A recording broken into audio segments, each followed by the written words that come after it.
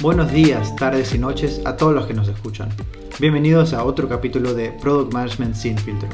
Soy Facundo y con Paula nos apasiona el tema de producto y juntos tenemos más de 12 años de experiencia en desarrollo de productos físicos y digitales. En nuestro podcast examinamos y exploramos el mundo de Product Management para todos los que les interesa el desarrollo de producto, quieren estar al día con los temas más actualizados de Product Management y quieren aprender de las experiencias de nuestros invitados especiales.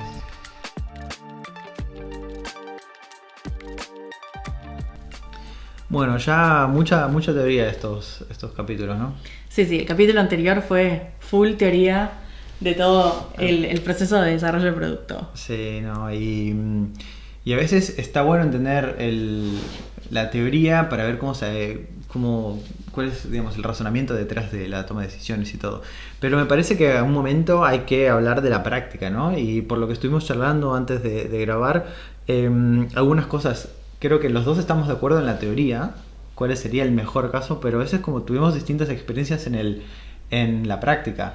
No solamente de opiniones de cómo lo hicimos, pero también de digamos, la realidad de la gente con la que estuvimos trabajando, ¿no? Sí, totalmente. Y de cuánto se puede aplicar la teoría también, ¿no? Uno tiene la teoría perfecto y la usa como herramienta, pero no significa que uno hace las cosas exactamente como dice la teoría. Uno hace lo que puede en las circunstancias que uno tiene, así que eso no es tampoco ser tan ortodoxo y usar la teoría a rajatabla, sino usarla como herramienta para la situación en la que uno está. Así que sí, creo que los dos tuvimos experiencias muy distintas. Sí, hoy vamos a hablar un poco del proceso de delivery y vamos a hablar de cómo es el proceso de implementación de software, un poco del método ágil, del método Scrum.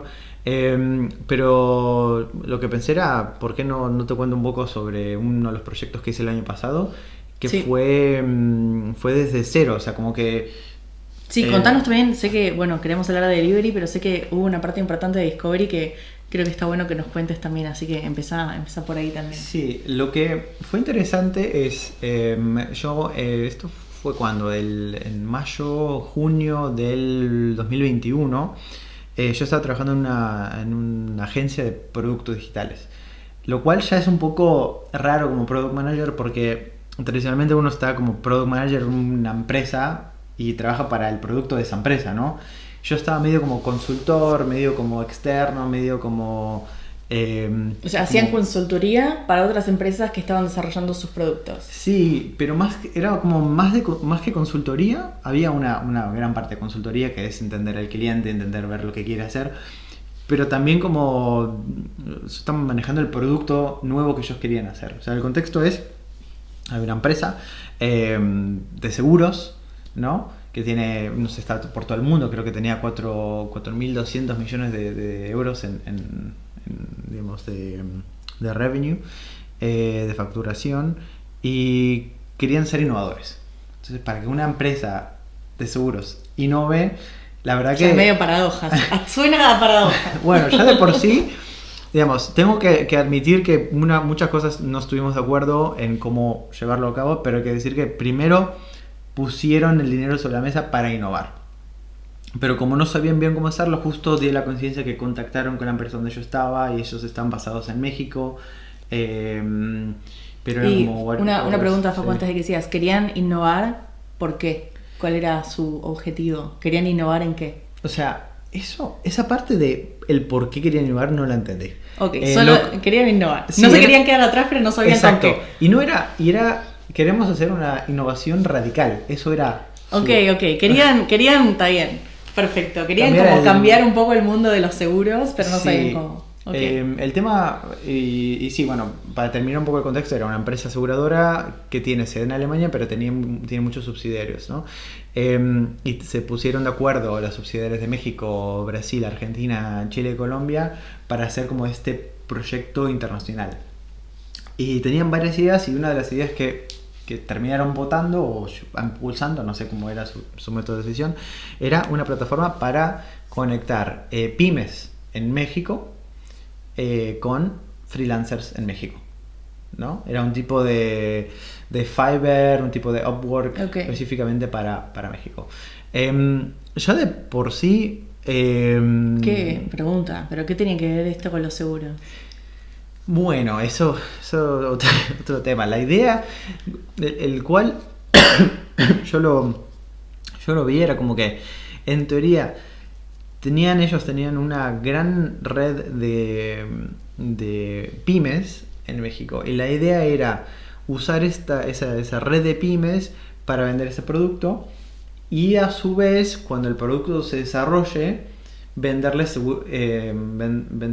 instrumentos financieros de seguro. Okay. Para esto. Entonces era como la visión de hagamos algo completamente que no tiene nada que ver con nuestro core business.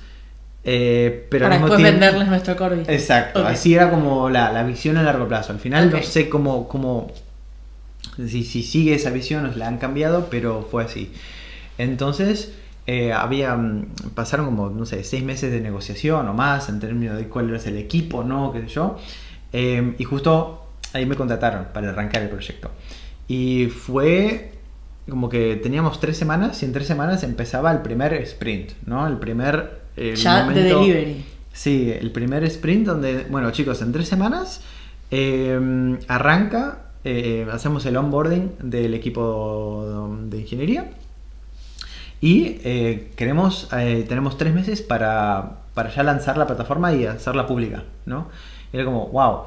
Y tengo que admitir que era mi primer contexto como product manager, así como tal en Ágil, porque yo había manejado productos, pero nunca en un proceso tan estructurado de Ágil. Había tenido sprints un poco más largos, más chicos. Había trabajado con el equipo de ingeniería, de diseño, todo, pero nunca en el mismo contexto así de software y encima no para lanzar algo tan rápido. Claro. Entonces estaba un poco ahí como que nervioso. Así que bueno, arrancamos y era como, bueno, antes de arrancar tenemos que saber qué es lo que vamos a hacer, ¿no? Porque para hacer un producto desde cero, no puedes decir una plataforma de freelancers, porque es demasiado genérico. ¿Qué tipo de freelancers? ¿Para qué mercado? ¿Cómo se paga? O sea, tenés que tener un montón de detalles. Además, como que todavía uno más o menos que decide cuál va a ser la solución en el proceso de discovery y de descubrimiento, pero eso no lo habían hecho. Entonces, como que ya estaban planificando la parte de delivery, pero ¿qué desarrolladores iban a contratar? Sí. Como que no se sabía todavía muy bien cuál era el producto, ¿no? Según ellos ya habían hecho la parte de discovery. Ok, la habían entonces, hecho ellos. Yo llegué y era como que, bueno, ya tenemos todo listo, todo claro. Veo la presentación y decía como que vamos a hacer un producto para todos los tipos de freelancers. Y yo digo, yo como lo veía era, para en 3 meses generar algo que agregue valor, o haces algo tan genérico que era como que básicamente un usuario mete todos sus datos y como que hace... y al final no agrega tanto valor. No agrega valor, porque sí. Es básicamente hacer un Excel. Sí. O sea, haces un Excel abierto. O para generar valor a los usuarios, quería como empezar desde un punto muy específico. Algo, ¿no? Que sea como más de nicho, ¿no? O algo que esté más customizado a una disciplina dentro de un tipo de freelancers. Exacto, para arrancar diseñadores, por ejemplo. Sí, porque no solamente del lado de la oferta puedes conseguir el tipo de freelancers que sea necesario, pero también un tema de la demanda. Si vos hablas con 50 pymes, no es lo mismo las pymes que van a querer un servicio de abogados, que hasta eso estaba considerado, que gente que requiere un servicio de limpieza, que requiere equipo de software. Como que hay, digamos, el tipo de las demandas, el tipo de... de necesidades y sí. El proceso de cómo se contrata un freelancer de un tipo del otro es completamente distinto, ¿no? Exacto. Entonces, la vez pasada hablamos del proceso de descubrimiento, así tan formal, pero al final lo que fuimos como que el primer día llegué, me di cuenta que no había nada. Tenía suerte que estaba trabajando con una diseñadora que también era muy buena, y entre los dos hicimos, bueno, nos repartimos, intentamos entrevistar gente que trabajaba en pymes en México, freelancers en México, y como no conseguimos gente, hacíamos como que entrevistábamos gente y pymes de otros países para más o menos extrapolar lo que se podía, sí, ¿no? Tal cual. Y habíamos hecho también comparación de los competidores en Latinoamérica, en otro lado, que hacían, que no, cómo era el tema, y como que dijimos, bueno, hay demasiado acá para hacer. Hicimos un par de encuestas también para intentar, no sé, justificar algún punto de arranque, ¿no? Y al final lo que hicimos era que eso fue un poquito de trampa, que tengo que decir que nos ayudó, fue que decidimos elegir a los freelancers de programación porque como teníamos 7 ingenieros de software que iban a trabajar en el proyecto, era como, bueno, y había muchos de ellos que habían sido freelancers, nos ayudaba mucho a validar nuestro producto con el mismo equipo que teníamos. Sí, pero eso, a ver, me parece que está perfecto. Es como una decisión súper estratégica, súper lean, ¿no? Decir, bueno, ¿qué es lo que tenemos? Empecemos por acá. Como, sí. Y encima como que nos daban un montón de feedback. Entonces eso estuvo re bueno. Y el término, el lado de la demanda, honestamente que hicimos lo que pudimos, pero fue relativamente poco validado. O sea, Ok, pero eso, a ver, esto creo que muestra un poco cómo es la realidad, ¿no? Explicamos todo el proceso de descubrimiento la otra vez con todos los diamantes y las idas y vueltas, y al final ahora tenían 3 semanas para hacer lo que se podía. Sí. Y eso, pero a ver, creo que de nuevo, lo que decíamos al principio de todo, ¿no? Que no hace falta, los frameworks están ahí no para seguirlos a rajatabla, sino para usarlos de herramienta. Y creo que lo que ustedes extrayeron de ese framework es, bueno, lo importante es hablar con los clientes, validar un poco cuáles son las necesidades, entender qué es lo que se necesita.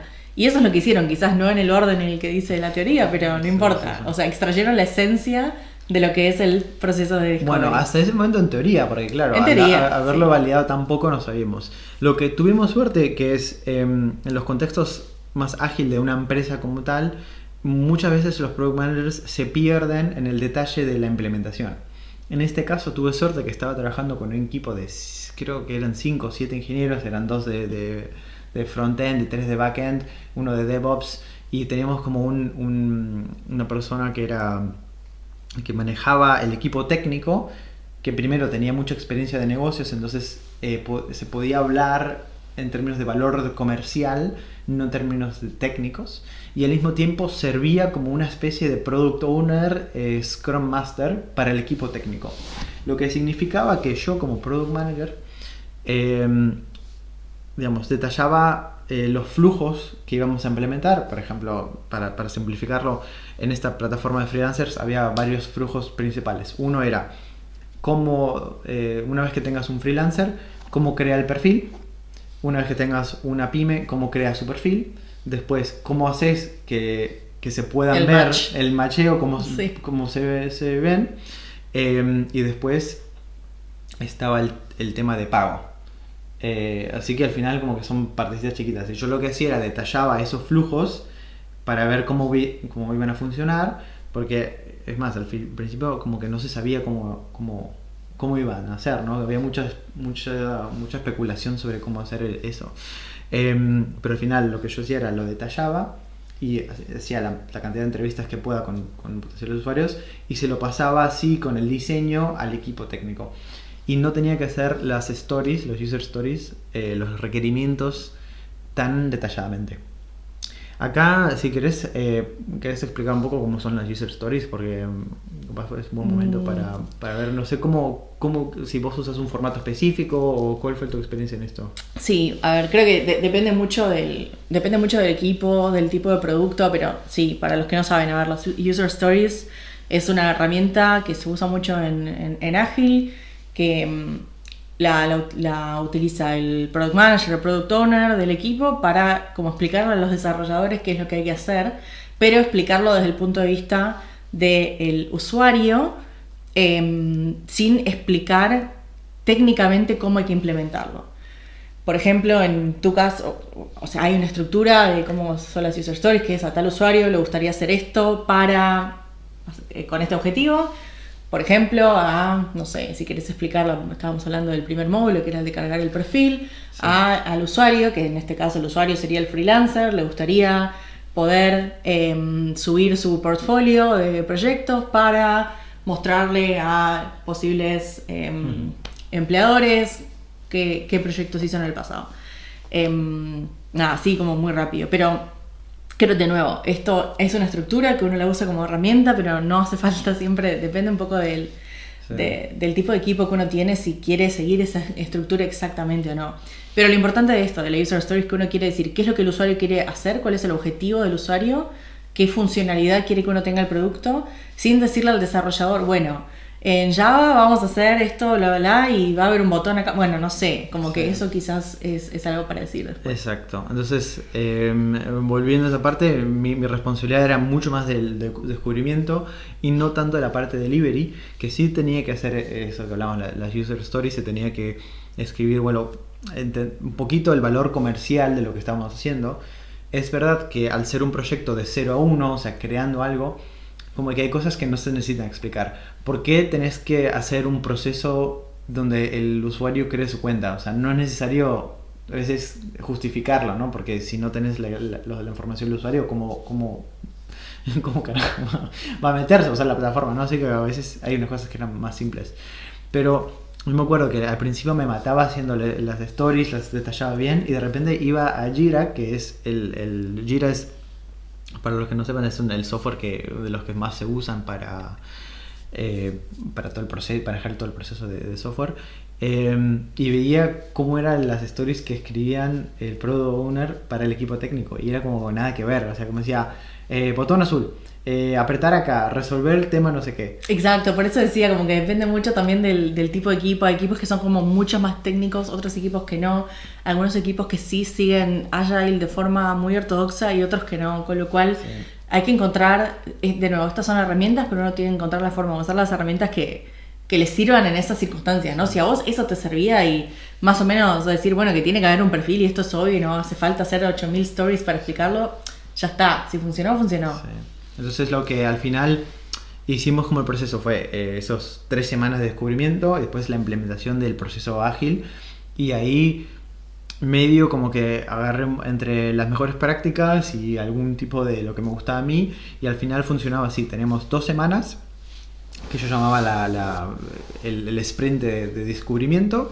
La primera semana detallábamos lo que vendría a ser, hablamos del proceso de descubrimiento de la vez pasada. ¿Y qué papel tenían todos los desarrolladores en este? O sea, contaste un poco que, bueno, eran las personas que entrevistabas, sí, pero después ellos, además de ser entrevistados para dar el input, ellos, ¿qué otro papel cumplían? O sea, sí, ¿tenían alguna opinión de cómo debería ser el producto en ese momento? ¿O sí, si no hubiesen sido las personas que entrevistaban, qué rol tenían? Sí, o sea, acá la forma, había como una forma formal y una forma informal. La forma formal es la siguiente. El primer sprint de descubrimiento, yo ya había hecho una tarea previa que era priorizar cuál iba a ser el primer flujo que íbamos a hacer. En este caso habíamos hecho de la creación de cuenta del freelancer, ¿no? Yo ya había determinado qué era lo que íbamos a hacer primero. Después lo que hacía era me juntaba con el jefe técnico, con el cliente y el equipo de diseño, y dijimos, bueno, eso es lo que vamos a hacer esta semana. Entonces la primera semana era más como entender la parte del problema, ¿no? Identificando cuál iba a ser el problema. Después la segunda semana ya tenemos que tener los flujos listos, los diseños listos, y ya casi todas las preguntas ya con respuestas para el equipo técnico, ¿no? Y lo que era interesante que la segunda semana era cuando ya les mostrábamos al equipo de ingeniería los diseños, los flujos y todo. Ahí era cuando más opinión nos daban, porque ellos nos preguntaban, por ejemplo, tenemos la story, bueno, como freelancer de experiencia de 7 años en Java, quiero poder poner mi portfolio de técnico en esta plataforma. Y nos decían, bueno, pero yo cuando lo hice lo hacía distinto, ¿no? Como que te daban mucho feedback, y siempre eran muy buenos, que hasta preguntaban, che, y acá falta algo, ¿no? Como si faltaba un botón, ¿no? El típico de, bueno, ¿y cómo lo editamos? ¿No? Como algunos casos extra.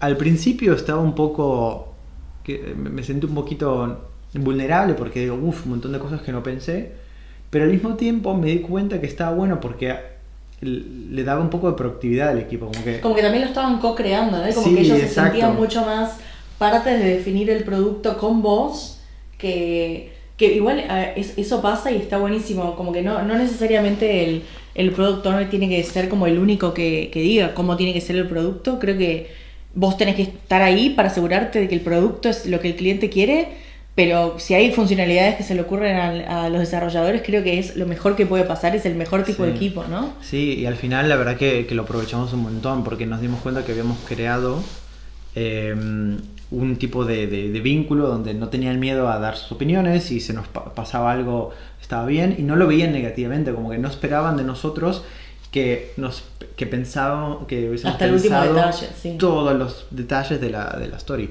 Así que la verdad que estuvo muy bueno.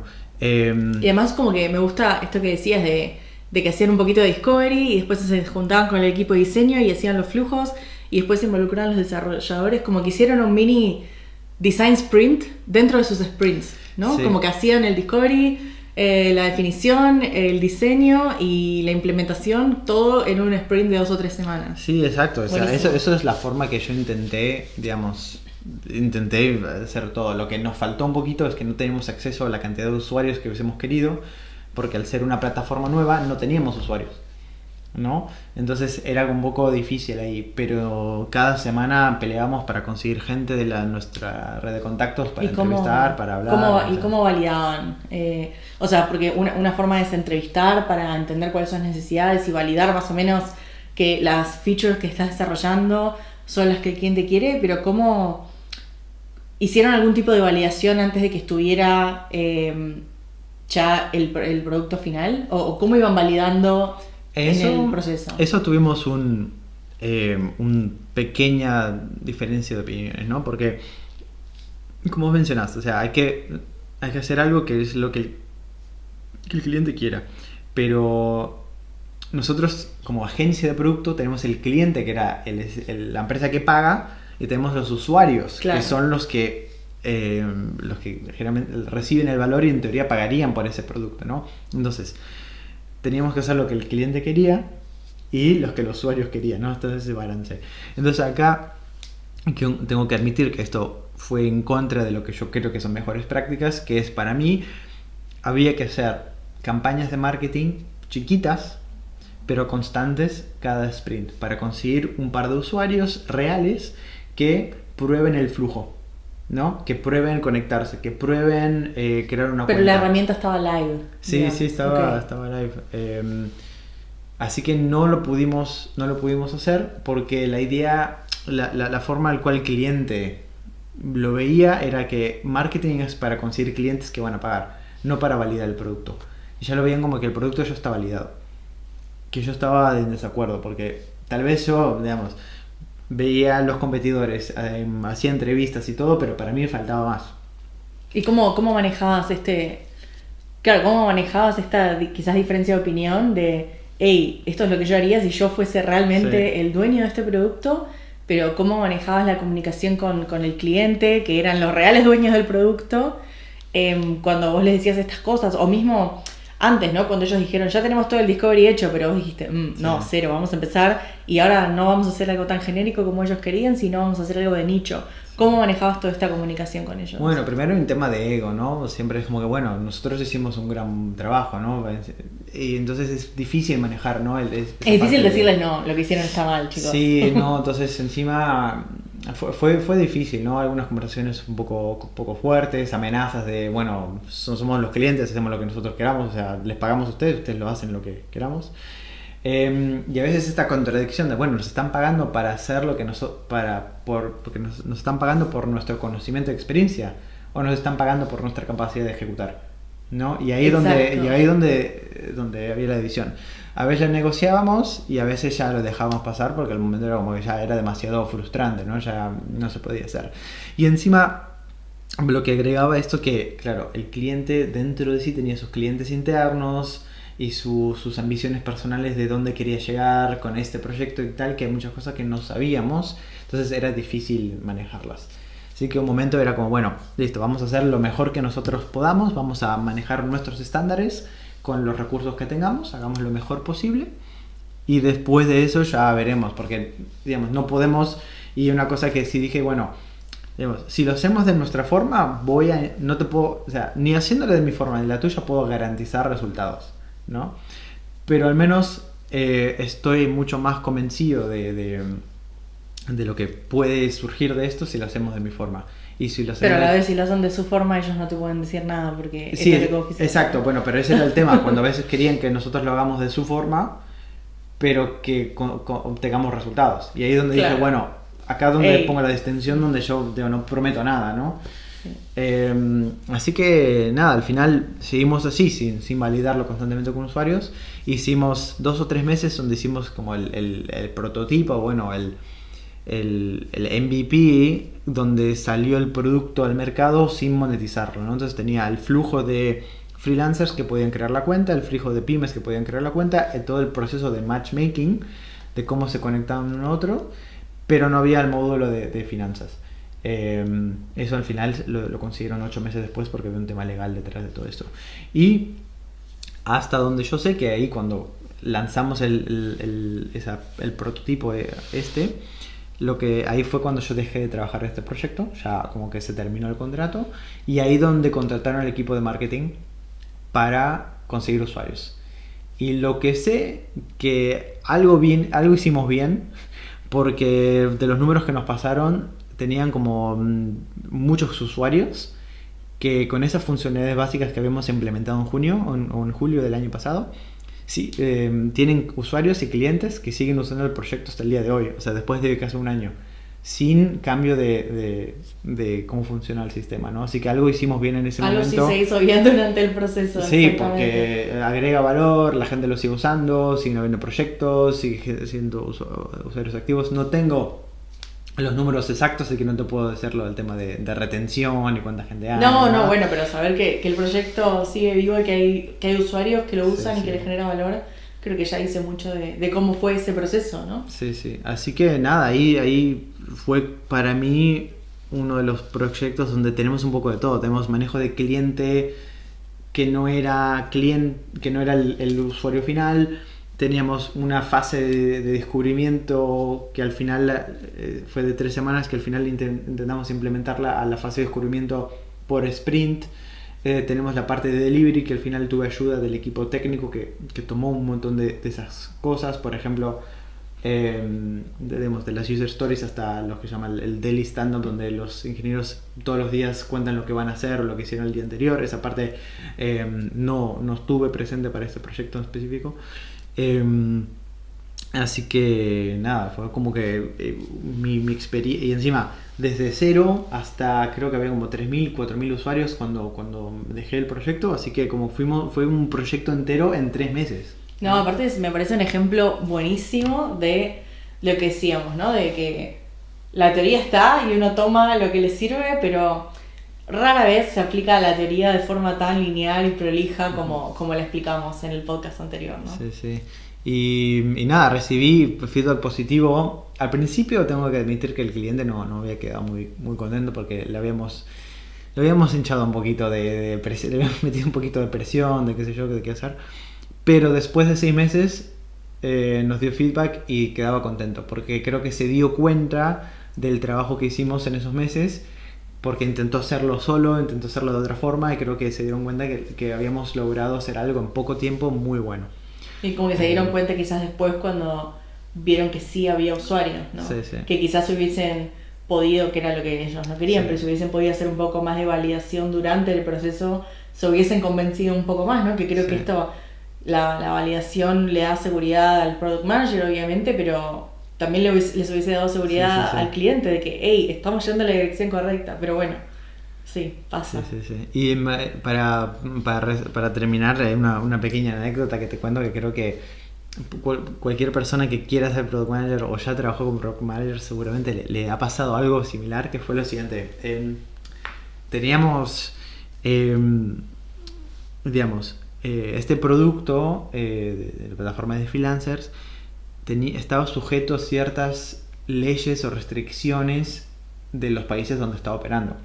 Pero encima, como estaba siendo financiada por una empresa aseguradora, las empresas aseguradoras tienen como requerimientos extra al ser una institución financiera que tiene dinero de pensiones, ¿no? Como que no es tan fácil hacer innovación dentro de estas empresas. Pero como ese proyecto legalmente era de la institución aseguradora, teníamos que hacer un montón de cosas extra.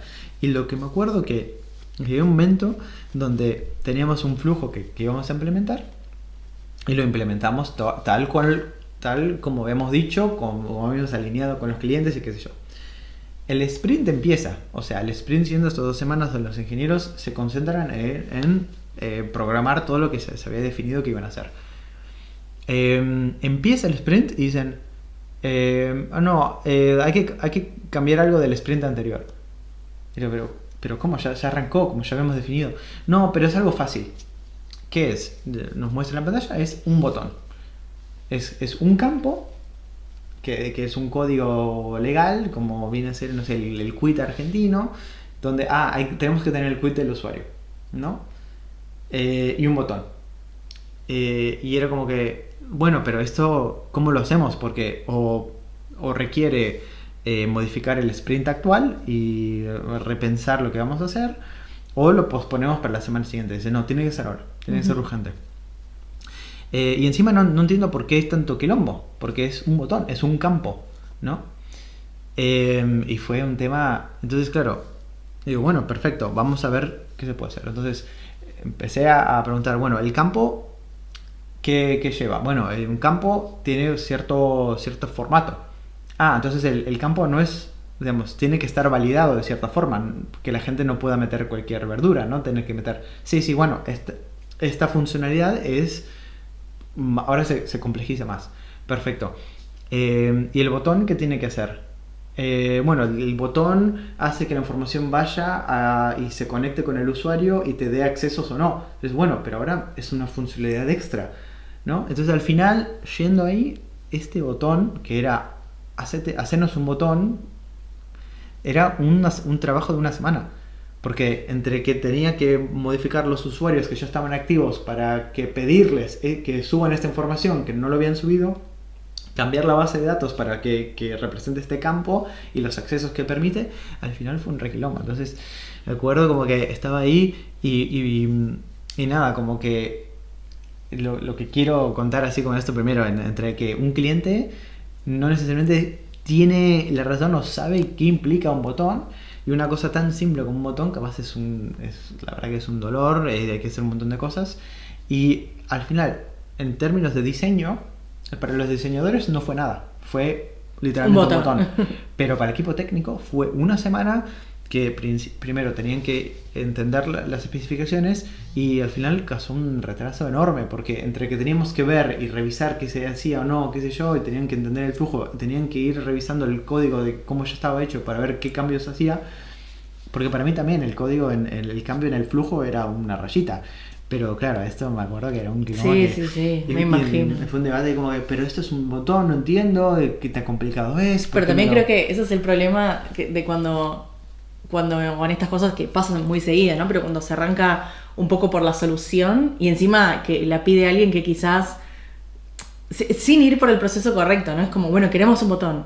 Pero ¿para qué? Cuando uno empieza realmente a ver para qué, si uno hubiese hecho como la user story correcta desde el principio, hubiese entendido que, esta es la funcionalidad que querés. O sea, no querés un botón. Un botón es como el resultado que va a haber, pero en realidad la funcionalidad es completamente distinta, que esto pasa súper seguido. Y nada, te quería justo hacer una pregunta de esto. ¿Cómo lo manejaban esto dentro del sprint? Porque quizás cuando uno arranca el sprint y le dicen hay que agregar un botón, planifica, ok, se planificó así, y 2-3 días después ya uno a mitad del sprint se da cuenta que en realidad era otra cosa, que era, que el scope era mucho más grande. ¿Cómo lo manejaban? Como que sí cambiaban las tareas que se habían planificado para ese sprint, o cómo manejaban cuando se enteraban estas cosas a mitad de camino. Bueno, lo que tengo que decir en ese momento es que con el jefe del equipo técnico y yo teníamos como hacíamos un trabajo detrás de escena, porque él no quería que el equipo técnico se distrajera con estas cosas sin que estén bien detalladas, ¿no? No quería llevarlos a reuniones sin que estén detalladas. Y encima mucho del problema que había era que el cliente venía con una especificación, como dijimos, con un resultado que quería, con una solución, pero que no había pensado suficiente qué es lo que implicaba. Y ya de repente se lo decía al equipo técnico, porque no quería pasar por el proceso de hablar con el product manager o armarlo. Entonces, y había otro tema, que también esta persona a veces se daba cuenta que pedía cosas porque no las había pensado, porque no las había revisado, y se dio cuenta a último minuto.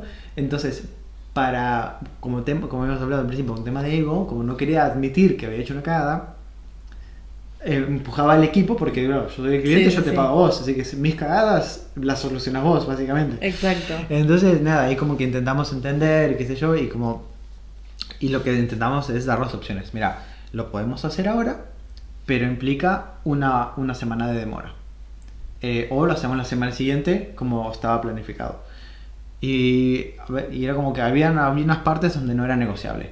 No podíamos hacerlo todo ya sin que implique demora, ¿no?